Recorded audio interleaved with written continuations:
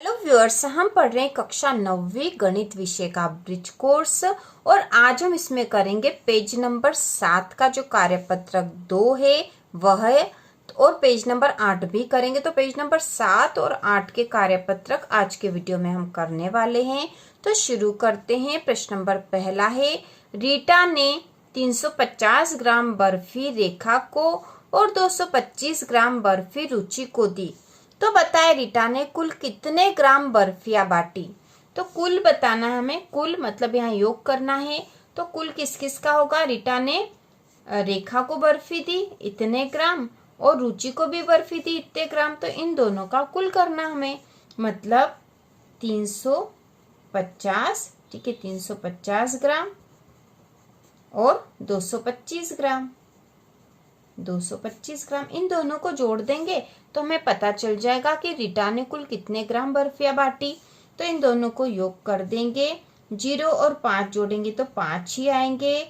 5 और 2 जोड़ेंगे तो 7 हो जाएंगे और 3 और 5 जोड़ेंगे तो 5 हो जाएंगे।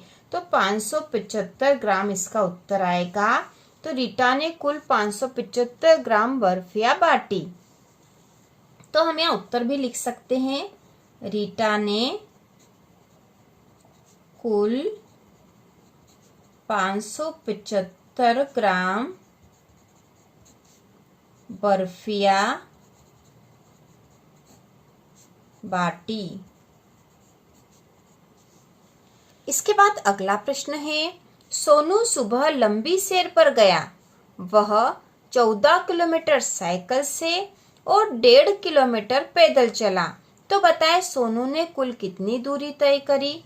तो कुल कितनी दूरी तय करी उसने। तो कुल दूरी, सबसे पहले तो साइकिल से गया था, कितनी, 14 किलोमीटर। 14 किलोमीटर उसने कुल दूरी में सबसे पहले तो हम जोड़ेंगे 14 किलोमीटर, क्योंकि 14 किलोमीटर वह साइकिल से चला था और 1.5 किलोमीटर पैदल चला था। तो पैदल जो 1.5 किलोमीटर चला था वह भी हम इसके नीचे लिखकर जोड़ेंगे, 1.5 किलोमीटर।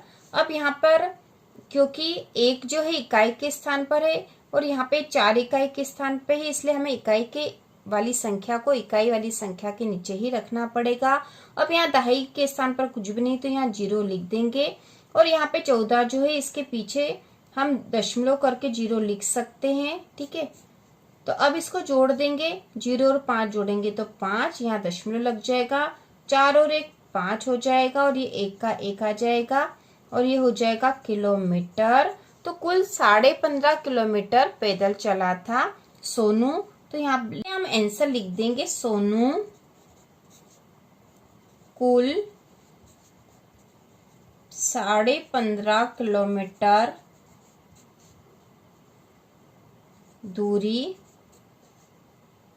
तय की, ठीक है। सोनू ने लिख देते, सोनू ने कुल 15.5 या 15.5 किलोमीटर दूरी तय की और यही इसका आंसर है।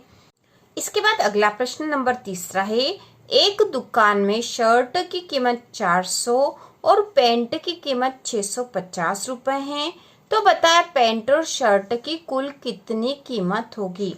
तो यहाँ पे कुल कितनी कीमत होगी। तो कुल कीमत निकालने के लिए हमें इन दोनों की कीमत को जोड़ना पड़ेगा। तो सबसे पहले हम शर्ट की कीमत लिख लेंगे, शर्ट की कीमत बराबर 400 और पैंट की कीमत है, पैंट की कीमत बराबर 650। तो इन दोनों को हम जोड़ देंगे तो ये हो गया 0, यहाँ पे 0 और 5 जोड़ेंगे तो 5, 4 और 6 जोड़ेंगे तो 10, तो 1050 रुपए ये हो जाएगी कुल कीमत। तो यहाँ हम लिख देंगे कुल कीमत बराबर 1050 रुपए। इसके बाद अगला प्रश्न है, सूरज ने एक किताब के 265 पन्ने पढ़ लिए। उसकी बहन मीना ने उसी किताब के अगले 150 पन्ने पढ़े। तो बताए दोनों ने मिलकर उस किताब के कितने पन्ने पढ़े होंगे। तो सूरज ने इतने पढ़े थे और उसकी बहन मीना ने इतने पढ़े थे। तो यदि इन दोनों को जोड़ देंगे तो हमें पता चल जाएगा कि दोनों ने मिलकर उस किताब के कितने पन्ने पढ़े होंगे। तो सबसे पहले जो सूरज ने पढ़े थे 265 पन्ने और उसकी बहन मीना ने पढ़े थे 150 पन्ने, तो इन दोनों को जोड़ देंगे। तो यहाँ पे हो जाएगा 5 और 0 5, 6 और 5 जोड़ेंगे तो 11, असिल का 1, 2 और 1 3 और 1 4, तो 415 पन्ने पढ़े हैं दोनों ने और यही इसका आंसर है। इसके बाद अगला पेज नंबर 8 है। ठीक है, पेज नंबर 8 में जो कार्यपत्रक 3 है वह हम कर रहे हैं। तो ये अभी जमा करे हैं, जमा करें मतलब जोड़ना है। तो इसमें जो पहला सवाल है इसको करेंगे, 2 और 2 जोड़े तो 4, 0 और 6 जोड़े तो 6 ही आएंगे, और 6 और 2 जोड़े तो हो गए 8, तो 864 आए हैं। इसके बाद दूसरा है, इसमें 723 और 531 को जोड़ना है। तो 3 और 1 4, 2 और 3 5 और 7 और 5 12। ठीक है, तो इस प्रकार से 1254 आंसर आए हैं। इसके बाद तीसरा है 543 और 441 को जोड़ना है। तो सबसे पहले हम इकाई वाली संख्या को जोड़ते हैं, फिर दहाई वाली को जोड़ते हैं और फिर सैकड़ा वाली संख्या को जोड़ते हैं। तो 3 और 1 हो गए हैं 4, 4 और 4 जोड़ेंगे तो 8 और 5 और 4 जोड़ेंगे तो 9, 984 आंसर आएंगे इसके। इसके बाद अगला जो चौथा है उसमें 976 और 213 को जोड़ना है। तो 6 और 3 9, 7 और 1 8, 9 और 2 11। ठीक है, तो 1189 आंसर आए हैं। इसके बाद अगला जो है 406 और 593 को जोड़ना है। तो 6 और 3 9, ठीक है 9 आएंगे यहाँ, फिर 0 और 9 जोड़े तो 9 ही आएंगे, और 5 और 4 और 5 जोड़े तो भी 9, 999 आए हैं यहाँ पर। अगला जो छठा है 852 और 475 को जोड़ना है। तो 2 और 5 जोड़ेंगे तो 7 आ जाएंगे, 5 और 7 जोड़े तो 12 की 2, असिल का 1, 8 और 1 9, 10 11 12 13, तो 1327 आंसर आएंगे। अगला जो है उसमें 806 और 922 को जोड़ना है। तो 6 और 2 जोड़ेंगे तो 8 हो जाएंगे, 0 और 2 जोड़े तो 2, और 8 और 9 जोड़े तो 8 और 9 जोड़े तो 17, तो 1728 आंसर आया है। इसके बाद अगला है, इसमें 833 और 406 को जोड़ना है। तो 3 और 6, ठीक है 3 और 6 जोड़े तो आए हैं 9, और 3 और 0 जोड़े तो 3, और 8 और 4 जोड़े तो 12, तो 1239 आंसर आए हैं। इसके बाद अगला कार्यपत्रक 4 भी दे रखा है यहाँ पर। तो इसमें दे रखा है, एक बस ने अपनी यात्रा ए से प्रारंभ की और एक तक विभिन्न स्थानों से होते हुए पहुंची। इस यात्रा को नीचे दर्शाया गया है। तो ए से यात्रा प्रारंभ करी थी, देखो ए से एफ तक गई तो विभिन्न स्थानों से गई थी। तो ए से बी तक 4170 किलोमीटर, बी से सी तक 3410 किलोमीटर, फिर सी से डी तक 2010 किलोमीटर, डी से ई तक 8140 किलोमीटर, और ई से एफ तक 4830 किलोमीटर। तो यहाँ पे हमसे अब प्रश्न पूछा गया नीचे, बस ने ए से डी तक जाने में कुल कितनी दूरी तय की। ठीक है, ए से डी तक। तो अब हम यहाँ देखेंगे ए से डी तक जाने में कुल कितनी दूरी तय की। तो ए से बी सी और डी मतलब यहाँ तक गई, तो उसने ये दूरी भी करी, ये दूरी भी करी और ये दूरी भी करी। तो इन तीनों को जोड़ दे तो हमें पता चल जाएगा कि ए से डी तक जाने में कितनी दूरी तय करी। तो हम यहाँ वही दूरी लिख लेंगे। पहले ए से बी की दूरी, तो यह है 4170, फिर बी से सी की दूरी है 3410, और सी से डी की दूरी है 2010।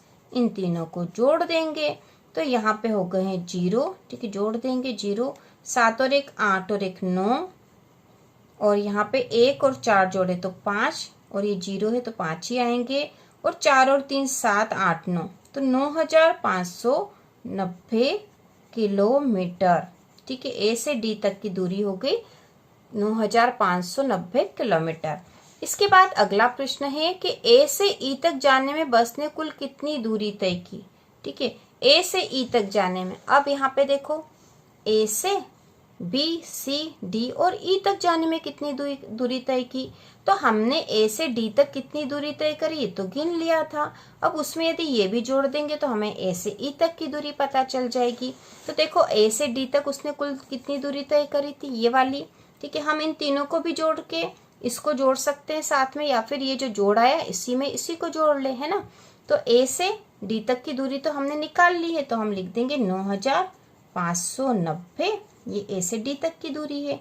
और डी से ई की दूरी है 8140। ठीक है, तो इसका जो जोड़ आएगा वह ए से ई तक की दूरी हो जाएगी। तो ये हो जाएगा 0 और 9 और 4 13 की 3, आसिल का 1, 5 और 1 6 और 1 7 और 9 और 8 हो जाएंगे 17। तो ये हो जाएगा 17,730 किलोमीटर, यह इसका आंसर आएगा। ठीक है, ए से ई तक जाने में कुल दूरी हो रही है 17,730 किलोमीटर। तो हम यहाँ लिख भी सकते हैं, ये आप रफ में भी करके सीधा आंसर लिख सकते हो, या फिर ये पहले का आंसर हो गया और ये दूसरे का आंसर हो गया, ऐसा भी हम लिख सकते हैं। तो यहाँ हमने कार्यपत्रक 4 भी पूरा कर लिया और पेज 7 और 8 दोनों पूरे करे हैं। तो इसी प्रकार के और वीडियो देखने के लिए कक्षा 9वीं की संपूर्ण तैयारी के लिए चैनल को सब्सक्राइब कीजिए।